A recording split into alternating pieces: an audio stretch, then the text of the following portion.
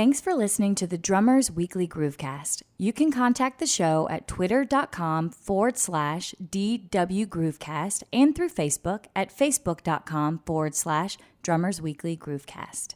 Good evening. I am warning you right now, if you touch my drums, I will stab you in the neck with a knife. Ain't a bucket. Ain't a bucket. Mom! Take it easy. Lower it. I'm not gonna lower it. I have to do this now. I don't mind you playing it, but lower it. Well, we get straightened out? No, we had a problem. I mean, we tried to do everything we could. What do you mean? Well, you know what I mean. Next! Little trouble there. You're rushing. Yeah, well, you know, that's just like your opinion, man.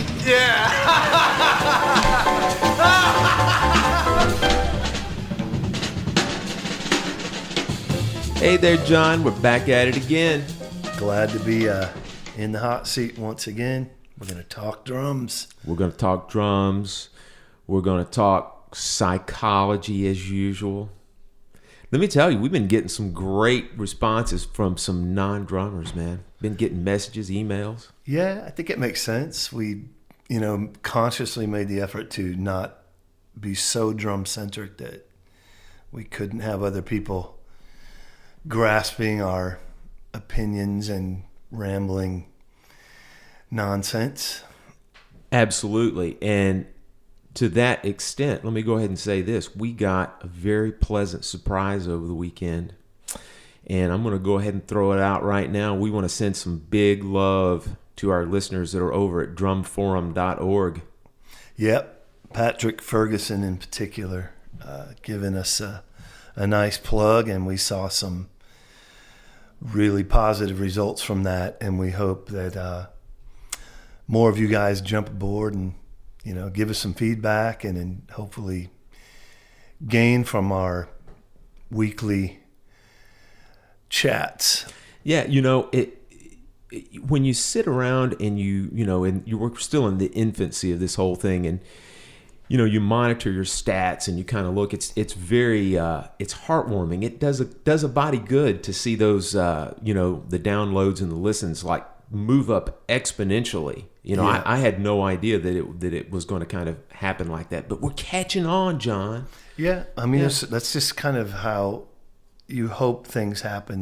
More organic and someone just saying something positive and it piquing the interest of others. And it's a subject we all are certainly passionate about, and if we keep it kind of in line with where we're going, there's going to be a broad and really cool subject matter coming up, and I think a lot of people will enjoy that.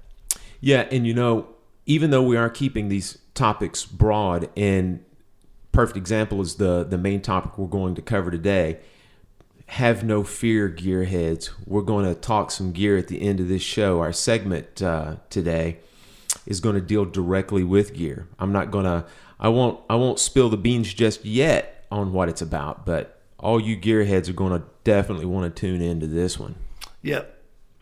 So we want to go ahead and throw out the requisite plugs before we jump in, and make sure you guys visit our YouTube page, our fledgling YouTube page, as we say. It's in the fawn stage. It's catching, it's barely up on its legs. It's got wobbly legs right now, but it's catching on.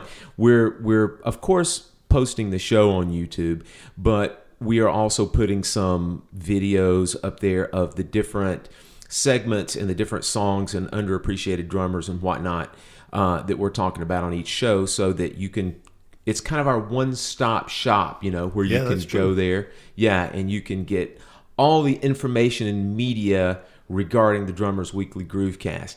And John is threatening right now, I'm just going to let you know, that we're going to start doing those wonderful videos where we're going to show you like how to play the Rosanna groove.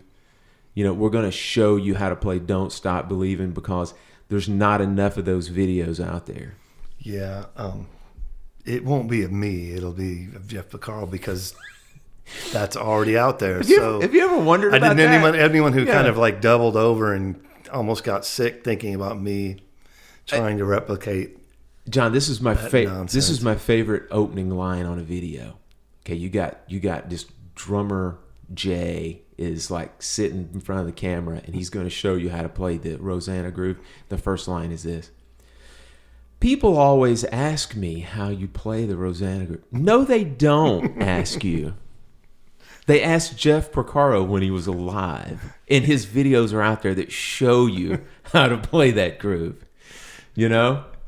Oh, authority of all that is groove, please show me, Yeah.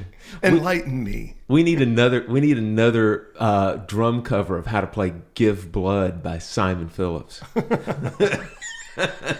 God, that is a great drum track, though, man. I'm going to listen to it again when we're done. All right. Yeah. But anyway, go to our YouTube page, which is just youtube.com, Drummers Weekly Groovecast, to get all of that wonderful media that we talked about, a little bit of content regarding the segments that are on our show. And then, as always, please make sure you reach out to us, comment, send your questions, send your love. We need it. Our egos are deflated. Hint, hint, coming up with the topic of the show. You can reach us at our Gmail account, our email account, which is drummersweeklygroovecast@gmail.com. You can go to our Facebook page at facebook.com/drummersweeklygroovecast. And you can also tweet us at Twitter, and our handle is @DWGroovecast. I think that's it. That's covering most of the ground we need to cover. Yeah, and promo, man. Oh, exactly. And like I said, then John's going to do his video instructional of how to play "Don't Stop Believing." He loves the bell part on that. I don't. All right. So it is clever. Oh, it's absolutely clever. And you know what Spinal Tap says, right? Clever is the key to success in the music business. What? There's a fine line between clever and stupid. Oh yeah. Yeah. But, we'll go ahead and move on. I don't think it's stupid. I just think it's clever. It is clever. I'm going to clarify that. Hi, Steve. Steve's a good dude, man. I love you. Yeah. He is. He's a good dude. Yeah. We're going to name drop on this episode. By the way, I'm going to drop a bombshell of a name midway through this podcast. Ooh, yeah. John, did I tell you about my gig this past weekend? No. I played at the Enormo Dome. Oh, yeah? Yeah, man. It was incredible, man. I set a new speed record also, man, for like single strokes. I was doing single strokes at like 372 BPM. Yeah. Yeah, and it would have been more, but, man, I had a couple of guests that were in the room that, I kind of got a little bit weirded out, man. Vinny came by and said hi before the gig, and, we were talking about our different endorsements and stuff like that, and it got to the point, man, we were talking about, dude, man, I'm telling you, it gets to the point when these different companies, man, are like bidding for your services. Yeah, I mean, you know what it's like, man, when it gets to that. I know that in our first episode we talked and joked about having sponsorship. Yeah. And if this continues, I think X-Lax might be someone interested, because it's really needed in this room at the moment. This show needs an enema. Yes. So anyway, if you guys couldn't detect our sarcasm on that leads perfectly into our topic of the day, which is about ego, right, John? Ego, the ever-present and ever annoying, in my opinion, subject that comes up, in conversation, rears its ugly head at gigs, and oftentimes ruins musical moments. I kind of brought this subject up because I have some strong opinions about it, which I clarified earlier we were going to have plenty of on this show. And it kind of, I guess the best way to open it up is that someone once said to me, we play an instrument that requires ego. And I kind of bristled at that because I was thinking, like, I'm not really buying that in what is my opinion of ego. I think ego, I kind of view it in a negative context. And that is a curious statement at best, if not dubious, you know? Yeah. And before we just go head first into this, I think it's going to be good for our listeners to understand how we're going to define ego on this show. I'll let you run with that. And for our ham-fisted psychiatrists out here, we are not using ego in the strictest terms of what Freud defined ego as. Rather, we are going to define our ego as, we'll call it an inflated feeling of superiority, is the way we want to kind of frame this. So just so you guys don't back us up against the wall and go, well, ego is it's a psychological term that Freud used. Yeah, we get that, but that's not exactly what we're talking about here. We're using ego as more of that catch-all term as like a feeling of superiority, so to speak. Yeah. Great definition. And that statement, we play an instrument that requires ego. It's like, how lame is that? It just sort of, I just don't really agree with it. And though it's not uncommon with drummers, I mean, we all know some that are pretty well versed in egotistical behavior and playing and approach. I just think it's oftentimes really detrimental, and not just alienating a player musically, but I see it where it alienates people socially. Absolutely. And I mean, it makes perfect sense if you think about, you're hanging out at a party with some guy who's just blah, blah, blah, blah, blah. And, or you're a peer at a work or whatever. And you don't really, typically you don't want to hang out with that guy. Well, John, kind of the way that I like to think about it, or the way that I frame it, is a lot of times when you're, let's say especially in a social situation, is that most of the time you can detect, people will call it like a BS meter, so to speak. Your BS meter goes off. The way I like to think of it is like, this person that is putting forth this ego, I like to say that they're very aware of themselves. You know what I mean? That's really the crux of it, is that they're very aware of who they are, and therefore they want to make you aware of it. Right. And, that gets into a little bit of narcissism, but I think I kind of want to not get too far into that and want to sort of stick to addressing like just that grabbing the, bull by the horns. Yeah. I'm the man.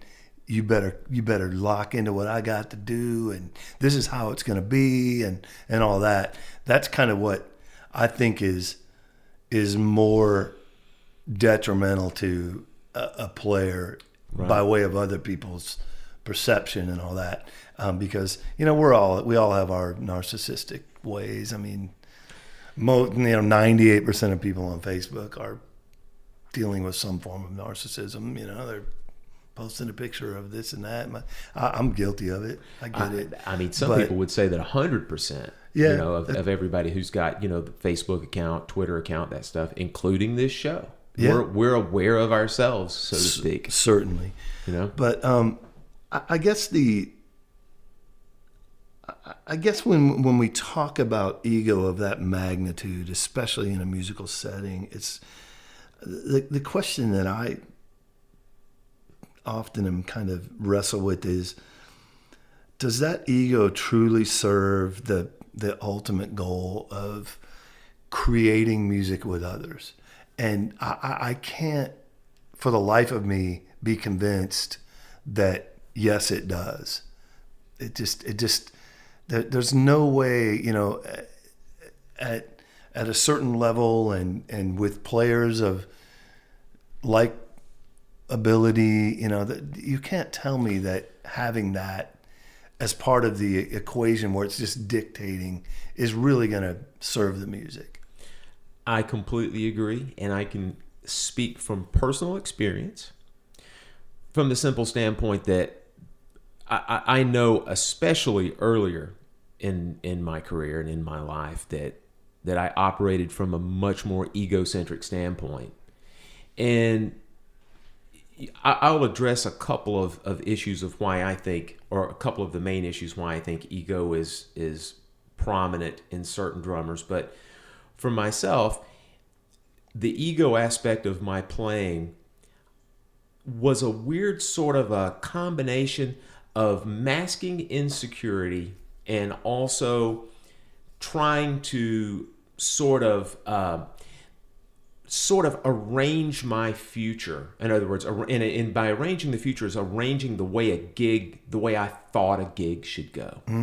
You know what I mean? Trying to make my future, so to speak, to make myself comfortable. Ultimately, was what it was. Yeah, that makes perfect sense. Yeah. It's such a, you always are trying to create the environment that's comfortable for you, and here we're talking about what's interesting about that is, there's going to be 4 or 5 other people on stage with maybe the same agenda, so that automatically is creating a weird space, and but there's also the part of it that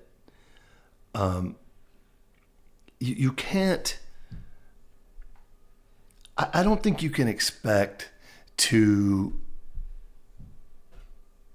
win over people with that, like if you were the alpha dog in a pack, because we're still talking about creativity, and we're talking about, ultimately a lot of musicians are sensitive. A lot of musicians are, they want to be free in their thoughts and their ideas, and, to stifle that. It's just something that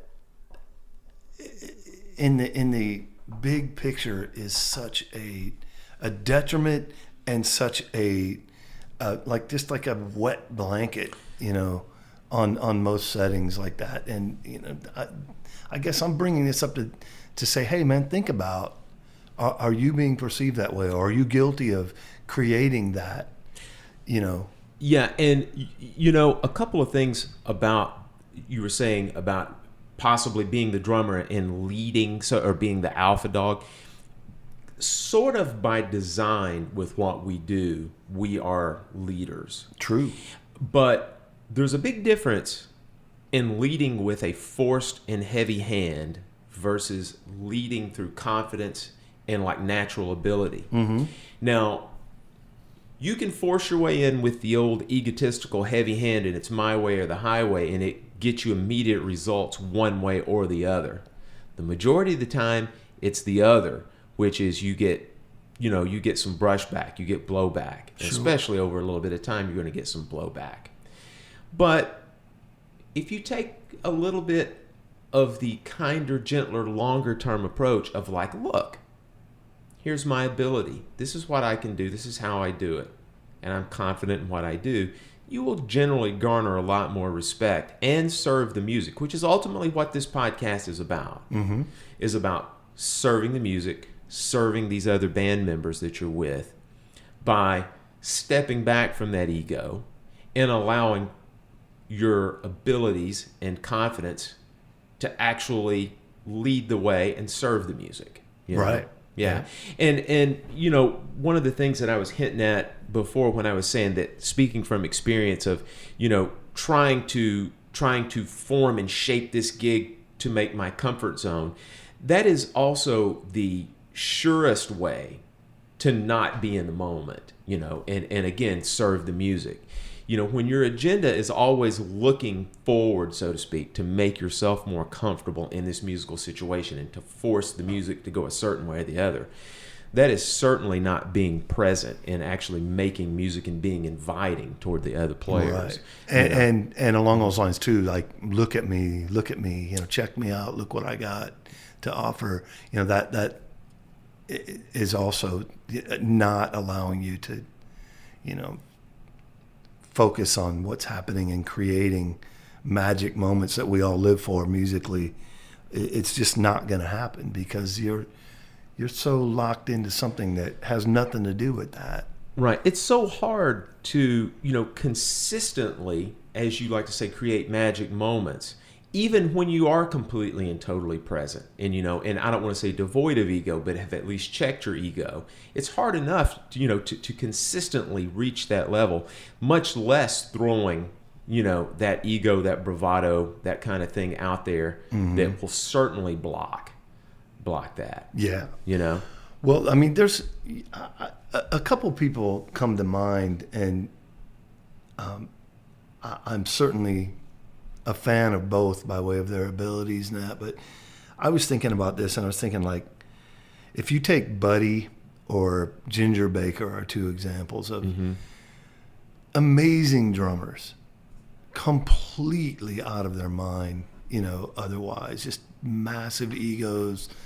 Their communication skills are just as miserable as they get, and more importantly, though they've been parts of some incredibly magic musical moments, look around. Do you ever see anyone playing with them that looks even remotely happy?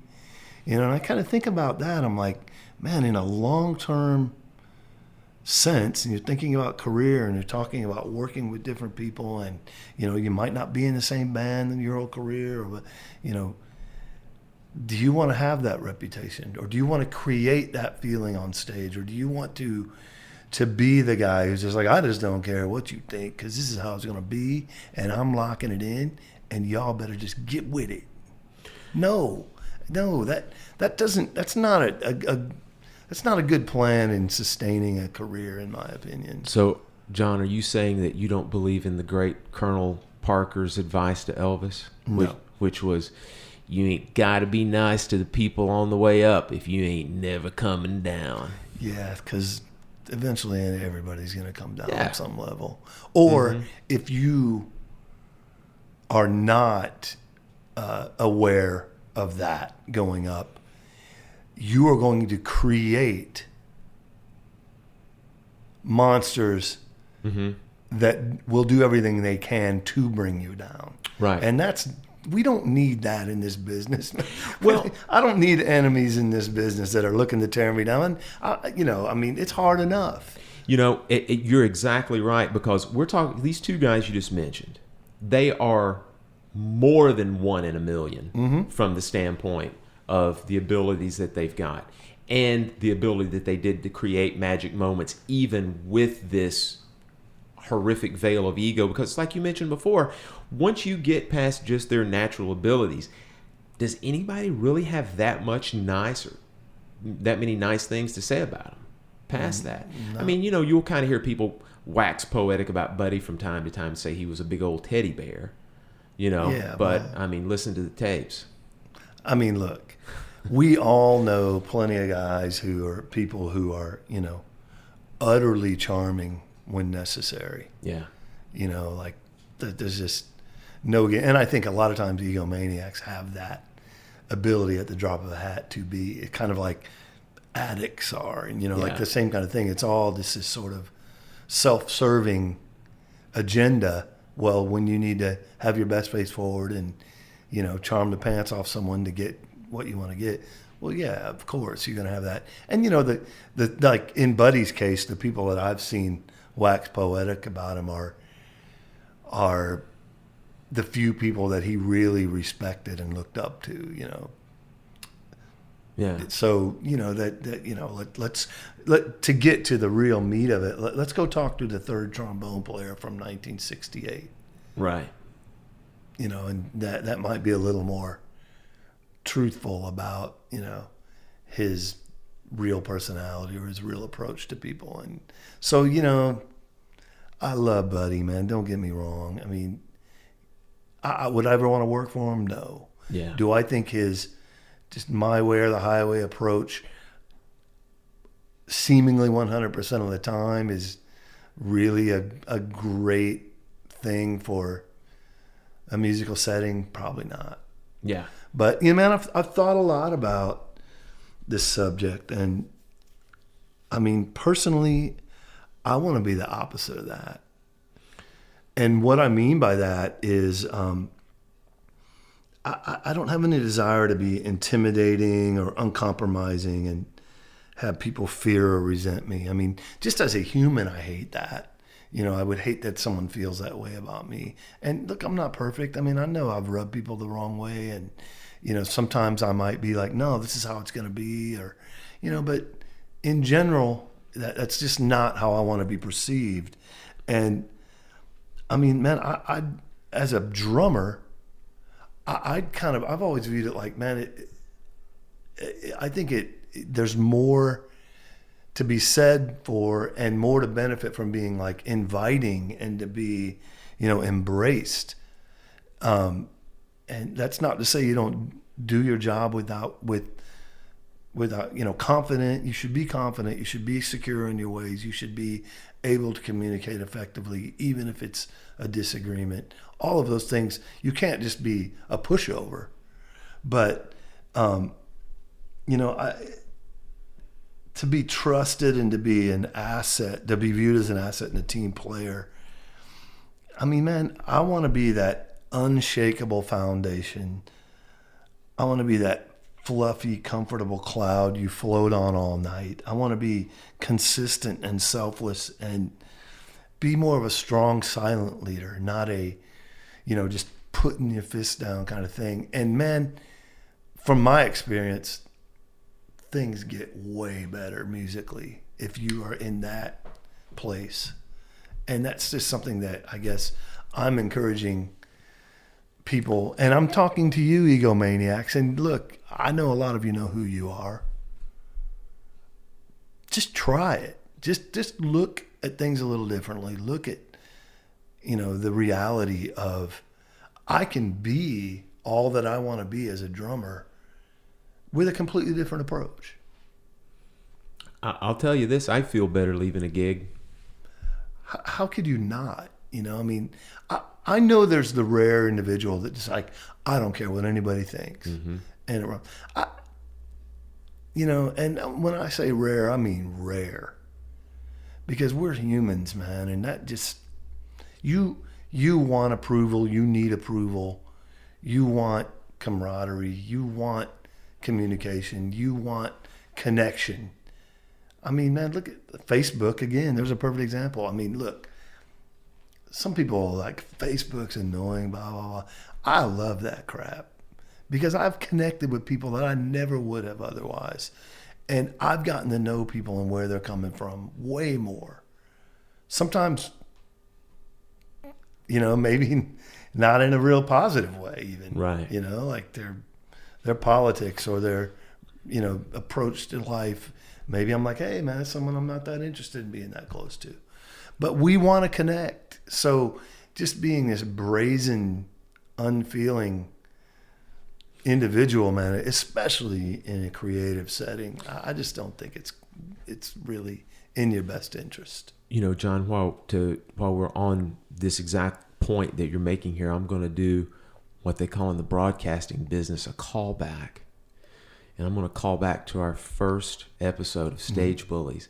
This episode is almost the anti-Stage Bully episode because you could very easily say that ego is the driving force behind a lot of the motives of the Stage Bully. Yeah, I would say right. Mostly the case. Yeah, and so to your point that you made here of trying to leave that behind, yeah, you do become a more feeling sentient sort of musician on the bandstand, in the studio, even in the teaching studio from that standpoint, to be able to get your points across, not with, again, the heavy-handed, heavy-fisted approach, but again, Like you said, you're the fluffy cloud for the band to sit on. You are the couch for the band to sit on. Make a point here, not for the band to lay on, but for the band to sit on. You want to be this inviting person that invites them to play with your ability, with your skill, with your understanding of the music, to make those magic moments. Yes, you are dead on. That's exactly right. And I mean, to me, like being that strong, silent leader, I mean, like confidence and trustworthiness, these are, in my opinion, these are assets of a successful drummer. And I think that we've touched on more than once, how we're accompanists. And those things need to be part of your psyche and your approach and your contribution to music. Absolutely. And John, I mentioned earlier in the podcast, I was going to give you my 2 big points that I had mentioned to you earlier when I was kind of doing my research and prep for the show, that I feel like as drummers, we pretty much have 2 main issues that drive this ego. And one is the need to impress other drummers and other musicians. We like to have people think good about us, whether it be from our playing ability or, hey man, this guy's got an endorsement with Ludwig. He must be a big deal, right? Right. And then the other big point that drives an ego is just, we use this ego to mask insecurities. It helps us on our personal level try to elevate ourselves in our own mind above other people, much less trying to impress that same ideal that, hey, we're trying to impress you that we are elevated above these other people as well. Yeah, that's good stuff, man. Ego, it's just, to me, it's just self-centered BS, man. It plays into stereotypes and jealousy and resentment and a lot of miscommunication. And it hinders the decision making on and off the bandstand. Just like I wrote down a couple of things, like just in a fairness in of itself. Your ego might not allow you to see, like, man, I'm snaking someone's gig, or we see that happen. It's a drag, and that a lot of times it's like, well, why shouldn't I have that gig? Well, what about the humanity of it? Maybe that guy is like got some mouths to feed and a mortgage to pay, and you just don't care about that because your ego's so rampant that you're just like, no, man, I want that gig and I'm going to take it. Well, that's a drag, man. That's again, the humanity of that it's just void. And I don't think that, given the gifts we've been given, that's something that you should just be brazen and indifferent about. I just think that it's sort of, that awareness needs to be part of the equation here. And, like another thing I want to challenge everybody to do, and we've all been guilty of it. But man, like this talking about other players, that's such a ridiculously common thing. And I kind of want to just bring that reality to the surface and say, hey guys, I mean, look, most of my closest friends are drummers, and we have a fraternity that is unlike any other instrument. I truly believe that, because we just sort of, I mean, I don't know if it's part of like understanding, how a lot of times we're the underappreciated part of the equation musically. We're not out front, we're not getting all the love, whatever it may be. I think in general, though, drummers tend to be aware that, they are accompanying and they are a foundation. They're not the sparkle on top, the sprinkles on the cake, the icing on the cake. And that's cool, but we kind of relate to each other in that sense.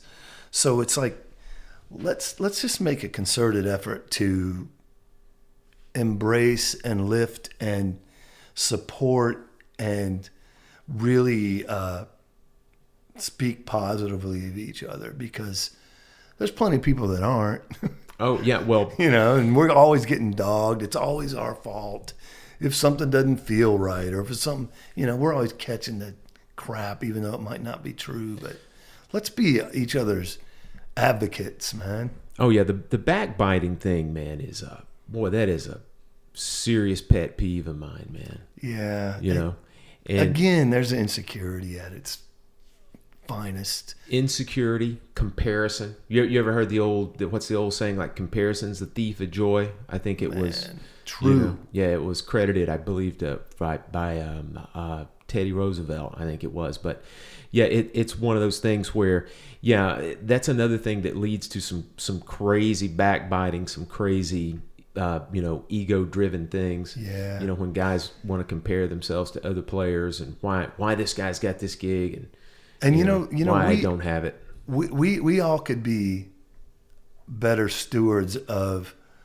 those conversations too, in that sometimes we just sort of go along with it, or we don't want to be confrontational and be like, you know, you're dogging so and so, and yeah, whatever, kind of giggle along with it. But you know, maybe it's time to just say, hey, man, you know, I think he's got this together, and I like this, and when I communicate with him, it's really great, and I consider him a friend, so you know, I'd rather not talk about him. You know, maybe we need to take it upon ourselves to put some, you know, brakes on that, you know, as just being better humans and being peers. Like, let's think about, you know what, I'm not going to be a part of that, and I'll do my best. Like I'm asking you to. I'll tell you this: if there's any one profession that needs to not cannibalize themselves and or eat their young, it's musicians. Is that not the truth? Whew. But boy, it is, man, boy, it seems to be prevalent. It is. And here's a challenge, you know, that we're going to put out there for you guys. Like, man, just let's put a stop to it the best we can. It's never going to go away. Boy. But we all know we're better than that and can be better than that. Yeah. So let's make a mindful effort here. And man, let me tell you, everybody is. I'm going to tell you just a real quick story that, John, you'll get a kick out of it because it involves St. Louis. But I mean, top level professionals that people don't even know are not immune to that whole backbiting thing, and that's where the story comes from. Probably, I guess, 25 years ago, I was in St. Louis at that place over on Laclede's Landing, Mississippi Nights. Yep. Remember that place? I sure do. I was there to see Tony Williams' quintet one night. And it was one of those things where the club itself, it was like, for lack of a better term, general admission. You know, you bought your ticket and then you got a table to sit and see the thing. So people would line up prior to the opening of the doors to get in so you could get the seat that you wanted. Well, there was a trumpeter that was in Tony's group at that time named Wallace Roney. And it's anybody who knows this guy knows that it's not a secret that this guy's first, last, and everything was Miles Davis in the way that he played. Played a little bit flat, played this real mysterious, very blues-based, noodly kind of thing that Miles played. Real atmospheric kind of thing. Mm-hmm. Man, I was standing in line and I was listening to these guys just destroy Wallace Roney. So I mean, it can happen to anybody, and these guys were just giving Wallace Roney, I mean, giving him the old right there, Fred. That's so lame, man. It was ridiculous, man. I just had to kind of laugh a little bit, and then the coda to this story was they were staying somewhere fairly close and within walking distance. Mm-hmm. Mulgrew Miller and Wallace Roney walked across the street to go into the club. Those same guys were like, "Oh, hey, man, how you doing?" Of course. How you doing, Mulgrew? How you doing, Wallace? What's up, my brothers? Come on. Yeah. So that two-faced a little funny crap, story, man. Yeah. Again, man, we've all been guilty of it. Just let that crap go, man. Just look at the positives. You know, when I got out of any kind of egotistical mode and agenda, man, I it was incredible what I started learning listening to people. You know, like I'm hearing things differently and hearing approaches differently and gaining from it as opposed to my arms crossed and blah, blah, blah, there ain't nothing, and gaining nothing. Right. You know, so there's benefits to not closing off an open mind and benefits to not, you know, being driven by this ego thing. And, you know, there's a lot of, I mean, to kind of wrap it up, you know, how can we avoid the pitfalls of ego? Oh man, that's we've told you all the pitfalls. Now we'll tell you kind of how we think you can avoid that. And you've already said the big one, and that is you got to be aware. You got to be aware. You have to be mindful. I always like to tell people that, especially when you're put into a situation where you have to respond to something, it's better to respond than to react. Amen. You know what I mean? Very true. And so, you know, again, step back, be mindful of the situation, think before you speak. Even if you have to like sit there and they think, well, this guy's not paying any attention. Sit back, take a beat or two and respond. Don't react to the situation. Respond. Be mindful. Be aware of your surroundings. Be aware of what your attitude, be aware of what your response, what your reaction will do to the overall vibe of the gig, the overall vibe of the social situation that you're in at that moment. Even awareness of individuals and their mood and their vibe, you know, it can be really... Absolutely. And don't allow other people to drag you down if that's the case. If other people are reacting negatively, if other people, be the bigger person. Again, respond, don't react. Be mindful, be aware of where you're at. Do the best that you can with the situation, and then walk away knowing that you did the right thing. Feel like $1 million. Serve the situation, serve the music. Right on. Yeah. You know, I think from a playing standpoint too, you know, it's important that you trust your abilities, because sometimes, you know, like a negative opinion of your playing on a gig can just whack you out. And, you know, someone gives you a weird vibe or says something kind of flippant.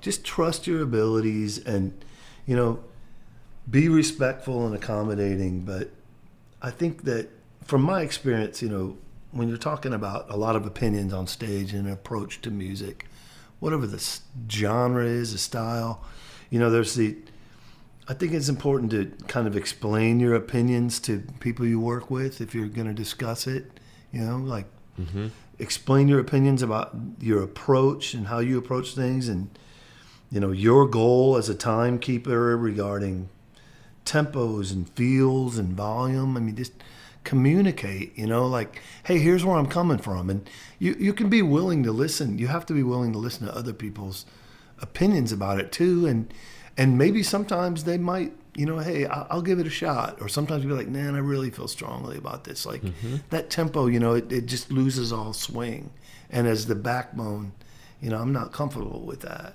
I want it to have that space where it can, you know, end up being this groove that's undeniable and everybody's locked in, and you know what. Those things are, I think you can avoid a lot of egotistical response and reaction if you're communicating with others that way too. Being mindful, aware, and flexible should not be perceived as a weakness. No. It's not. No. And anyone who tells you otherwise is someone who is not going to help you succeed in life in any way, shape, or form. And again, man, when we talk about these things, I know I can speak for myself, and I probably speak for Phil. We're giving you this insight by way of mistakes we've made. Everything we've talked about, I've been guilty of. And I'm not proud of that, but man, I mean, I certainly learned that that approach didn't do a whole lot of good for me. And getting further away from any of that, my career and my relationships and my gigs and my playing and my self-worth has improved dramatically. So, you know, I'm encouraging you to look in the mirror and really figure out, you know,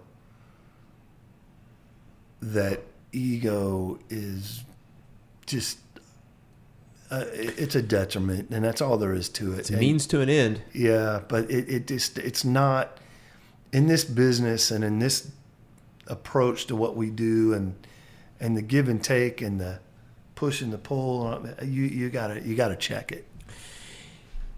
And John, if you will allow me this little bit of time here, I'll wrap up this segment by name dropping. All right. I'm going to use just a little quick story about a time that I met the great, the wonderful, the fantastic Jack DeJohnette. Yeah, I like that. And it was at a big convention, like a PASIC convention that he was at, and I caught him in like the exhibition hall, just kind of walking around tapping on stuff, you know. And if anybody who's met Jack DeJohnette before, he's especially when you're like 21 years old, he's a larger than life figure. He's kind of a big guy, kind of a tall guy, talks in like these cryptic kind of sensei style, you know, terms. And so at that time, he was, you know, at the height of like the Keith Jarrett trio. He had the Jack DeJohnette special edition that was kicking it hot and heavy. He was playing gigs with Metheny and Herbie Hancock and whatnot, you know. So, I mean, he was at the top of his game. And so... Peaking, man. So I went up to him, this sheepish kid, and I'm like, Mr. DeJohnette, what can you tell me about organic playing and how to like play organically? So first off, drummers, go do a little anthropology if you don't know what organic drumming is. The first time I heard that term, it was from Bob Moses. And DeJohnette and Bob Moses played in a group back in the early 70s called Compost. And DeJohnette and Bob Moses were both masters of this style of organic playing. And I asked him that question, and he kind of thoughtfully looked over at me at the sensei, and he goes, you got to strip yourself of ego, and you got to really get to know yourself. So there were a few more things he said, but those were the two biggest things that I stood out. Oh, absolutely stood out, you know? And basically my comments that I was making throughout this podcast was just a bit of a explanation and kind of an extrapolation of those two things that I think that DeJohnette was saying to me, you know, because I'll tell you this, one of the things I think that makes the greats from the standpoint of what we hear this stuff in their playing, a lot of times is that this greatness is not necessarily aware of itself. Interesting. You know, I mean, I think there's something to be said for that. You know, there are times that things can be cheeky and be aware of itself and be great. But I think the majority of the things that we hear, when we hear true greatness, it's just in the moment. Yeah, I can appreciate that. Yeah.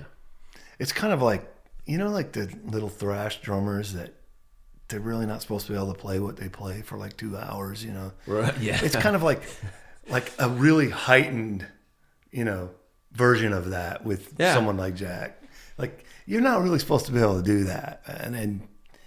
And I don't appreciate you coming down from whatever planet you are from and doing this and smashing our ego into a million tiny pieces. But seriously, man, like, put that in perspective, man. Jack DeJohnette is saying you got to strip yourself of ego. Yeah. I mean, he is, if anyone could be justifiably egotistical, it'd be Jack. He's unbelievable, Art- and he's letting go of that. Some might say arguably the greatest musician of all time, man. This guy, It's unbelievable. He's an equally fantastic piano player, And that's his mindset. composer, the whole 9 yards, and that's his mindset. And I mean, if you just look at, the gigs he's done, that alone could be cause for insane ego. yeah, And it's just not. he played with a guy named Mike Davis. I'm lost. It was supposed to be funny. It kind of fell flat. I was going to let it sit there and marinate for a second. Is Don. Mike offended right now? He's dead. Oh, that's probably good. Yeah. Well, I'll tell you this: if nobody else got anything out of this ego podcast other than we tied together thrash drummers and Jack DeJohnette, that's never been done before. Yeah, breaking new ground there. The gift of my abstract mind, or wandering mind, or maybe John's losing my mind. Those things come out and can on occasion be entertaining. John the Jackson Pollock of drumming. Right. Well, we talked about earlier at the beginning of the show that we've got a little gear segment for you guys this week. And we're going to talk about cymbals. All right. Yeah, we're going to talk about cymbals today. And John and I were just kind of kicking around this topic about when you've got cymbals, you got them, right? There ain't no tuning on those suckers, right? I mean, you got them.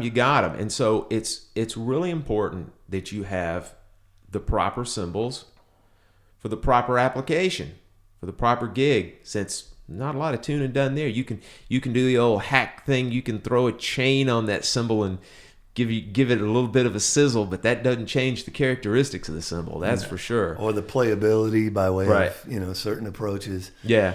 Yeah, So, man. It go ahead. Yeah. So what we're going to do today is we're going to talk to you a little bit about choosing the right cymbal for the right gigs. Yeah, we are. And I have many friends who are cymbal obsessed and will roll their eyes at this sort of idea that we're going to discuss this, but I'm one of them because my ego's out of check. Well, that's okay. You'll listen back and grow in leaps and bounds, I'm confident, to this particular podcast. I appreciate your confidence.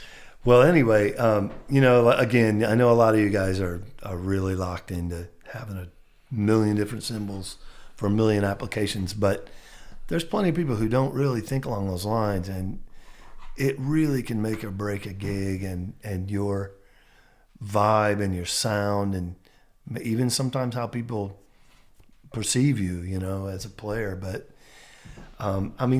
obviously the most important thing as a working player who does a broad amount of gigs, your first goal is to have what I call a workhorse setup. It's sort of, a good all-purpose ride, probably medium thin in weight, and has enough stick definition that some crashes that are nice and not too either overbearingly bright or just so ridiculously low-pitched and dark. Good set of hi-hats, new beat being the litmus test, that kind of thing. And John, we're talking about, just to clarify here, this is for a gig that you're going to have to straddle a whole bunch of different styles. Right, covering a lot of ground. It might be kind of low volume at first, might be cranking it later. Having that really versatile set is your first order of business. And man, I think I want to clarify too. I think when it comes to investment, cymbals are way more important than drums, because you can make an average drum set sound pretty good.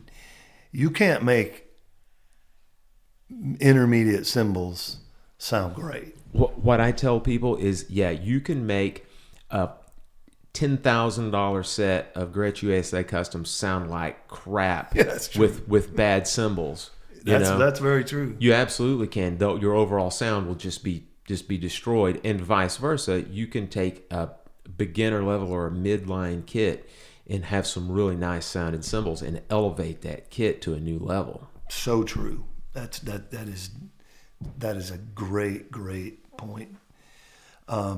So the goal is to, at least have that, invest in a really great sounding workhorse cymbal setup, and then we can kind of build from there. And I know, Phil, you have a lot of great thoughts on that by way of. Yeah, I was letting John take the workhorse set of cymbals, and I was going to take it from a slightly different standpoint, and I was going to take it from specialized sets of cymbals, and I'm going to use what I would consider to be the two polar opposite styles of cymbals, and I wanted to talk about like a straight up rock pop gig and the cymbals that I would use versus using a little bebop kit playing straight ahead or contemporary jazz and the kind of cymbals that I would use for that. And I'll also talk a little bit about kind of what I listen for as well on this, because again, once you buy a cymbal is a cymbal. You got it, for better or for worse. Mm-hmm. And the quick rule of thumb that I use, or that when I explain to people sort of how I choose these cymbals, would be this, and then I'll get a little bit more into each individual cymbals. If I'm thinking in terms of rock and pop gigs, I think in terms of drums tuned a little lower, cymbals pitched a bit higher. And that's all around the kit. Hats, crashes, rides. When I think in terms of like acoustic, straight ahead jazz type gigs and cymbals, I think smaller, higher pitched drums. You can think in terms of like 18-inch bass drum, sort of small. And then I think of larger, thinner, darker sounding cymbals. So you kind of have the opposite. Mm-hmm. That's great. Yeah, as far as those go. And then basically what I listen for is this. In both settings, whether it be rock or pop, I do not particularly like for my cymbals to cut. Now, I know we're talking about abstract terms here, but that seems like a term that you hear people talking about all the time. Oh, this cymbal, it's got like a cutting bell. It's got a cutting crash sound. I much prefer my cymbals to blend, even at a higher volume level. Mm-hmm. I don't necessarily like for cymbals to stand out. And to kind of further that point, what I'm listening for whenever, we'll take the rock cymbals for a second. My personal preference are larger crashes. I like 17s, 18s, 19s. I like larger rides. I like 22s, 24s for that. And on all of those cymbals, one of the things in particular that I listen for is when I hit a cymbal either soft or loud, I do not like to hear a predominant pitch that stands out. No. I don't like that. I like a complex array or mishmash of sounds where no one particular pitch stands out, whether that be the ride or the crash, or for that much, even the hats, John. Mm-hmm. And then in particular on the ride, I like a ride that has good stick definition, but again, I don't want that thing to be so pingy that I have to work too hard on the thing to where I have to, like, my arm falls off working on it.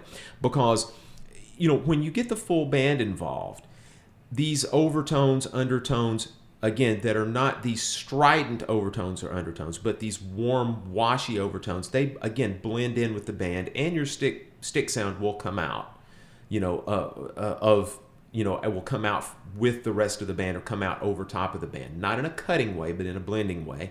I like the bell, the ride cymbal, to not be, as they say, separated. I don't like the separated sound of a bell, that super high-pitched laser-type bell. I like the sound of the bell to be integrated as well. Now, so that's my little quick say on like the rock and pop stuff. If I go to the bebop, straight-ahead, small kit jazz type thing, I like darker, warmer, lower pitch cymbals. Again, I like the bells of my cymbals. I don't particularly use crashes, so to speak, on the kit. I use normally just two cymbals. I'll use the proverbial left side ride and then the main right side ride. Right. Both of them are in the 20 to 22, sometimes 23-inch range, in that ballpark. And again, I like an integrated bell on the cymbals. I don't like that so-called separated bell sound. I like a warm, lower pitch ride in both cases, the left side and the right side ride, with the left side being slightly higher pitched. Again, good stick definition, but a lot of warm undertones underneath. And then again, with the hats, I like hats that are medium in pitch. Again, we're talking in these abstract terms, but I don't like heavy, thick hi-hats. They've got to feel right. John, I know we talked about that in a previous podcast. They got to feel right as well as sound right whenever you play the hi-hats. And I don't like for them to cut or ride out above the band. They need to have rather that lower pitch. If you want to call it a drone without being a specific pitch, it's got to be a warm, complex layer of sounds. Right on. I think that's just great focused advice and approach to picking cymbals for gigs, and really appreciate that, Phil. One thing that I've noticed is, we all can be really guilty of trends. I gotta have this, I gotta have that. Oh, that's hot now, and all this. And herein is the problem with that, and what you need to be careful about. The trend right now is a big, nice 24-inch warm ride and a 20-inch crash. It's dark and a 17-inch hi-hats and Steve Jordan-esque kind of thing, or some of the, that's all well and good in like your indie band, that your sound is all about that, and you've built something around that, and you're really going for that thing, and you're doing gigs where that really works. But man, you don't get so caught up in this stuff where you're like called for a wedding band and you're taking that setup and you're doing a bunch of old R&B and pop stuff. It's like, wait, man, that's so far removed. That's like using a 2002 Heavy on a piano trio gig. You think realistically about that. And that's why I say investing in cymbals and having an array and having choices is important. Don't get locked into these trends, man. If that big, warm, crazy, dark, minimal sound is your thing, and that's great, in the right context, more power to you.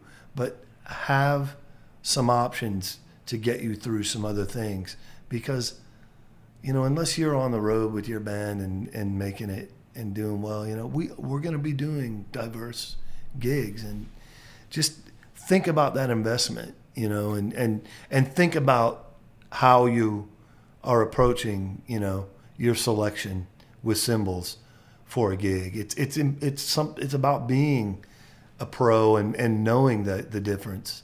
Those are important things. Yeah, and one just brilliant thing that John said there in that last statement was, he was talking about investment, and he was talking about knowing the right instrument for the right style and whatnot. When you are making this investment, when you are buying these cymbals, here's practical Phil's coming to the mic real quick. I don't know of any drum store that wouldn't allow you to bring your existing cymbals in, because there is a bizarre phenomenon. I don't know what this is about. It's got to do something with like subconscious thing. How many times have you gone into a store to play and you play a cymbal, whether it be a ride or crash or hats, and you think, man, this thing sounds fantastic, and you buy it and you get it home and it's the exact same thing that you've already got? I'm guilty of that. It's amazing, man, how that works. Crashes. Yeah.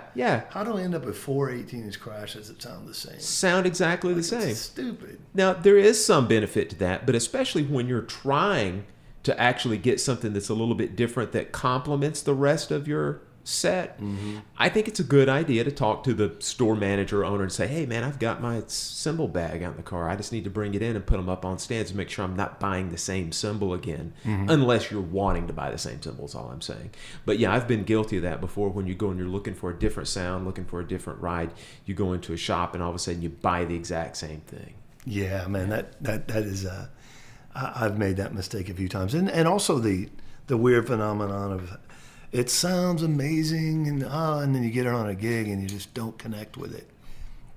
It's so weird how that can happen. Ride cymbals are typically more the guilty party in that respect, where you think it's locked in and you get it on a gig and you're like, this just isn't working. That's an uncanny thing, because I have a thing with one particular line of cymbals that, to me, when they're by themselves, they sound like $1 million. When you put them inside of a recording or inside of a live playing situation, they leave me cold. It's bizarre, man. It's bizarre. And we're talking about mature ears here, like, God, if I had, I've owned so many cymbals and recorded so many cymbals. And so it's not just lucky guess. It's like you have a pretty refined ear. Yeah. And it still can trick you. Off base. Yeah. It is what it is. I love the idea of taking stuff in and making sure it all matches up, or you're avoiding, duplicating what you closely have. Occasionally, the appearance of Practical Phil yields the desired results. Hey, man, that guy's all right in my book. Yeah, he shows up every now and then when his ego permits it. Just spouts his expertise and then walks away with a big grin on his face. That's what I'm doing right now. I'm about to walk away. It was a good show today. Yeah, man. Ego, yuck. Eh. Get a handle on that stuff. We're your own little self-help book right there in your phone, right? That phone is... it distracts me from my ego often, I'll tell you that much.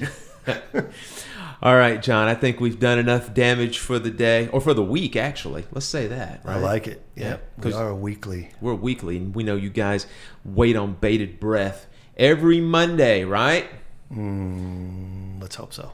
Every Monday, that's right. Go download us on your favorite podcast app, iTunes, Google Play, Stitcher. Please rate us. Also, I can't tell you how much that helps us. That's awesome. Yeah, rate us on iTunes. Show us some love. Send us emails. DrummersWeeklyGroovecast@gmail.com. Our Facebook page, facebook.com/DrummersWeeklyGroovecast. Twitter @DWGroovecast. All right. Until next week. Hey, shut your pie hole and be the big fluffy cloud.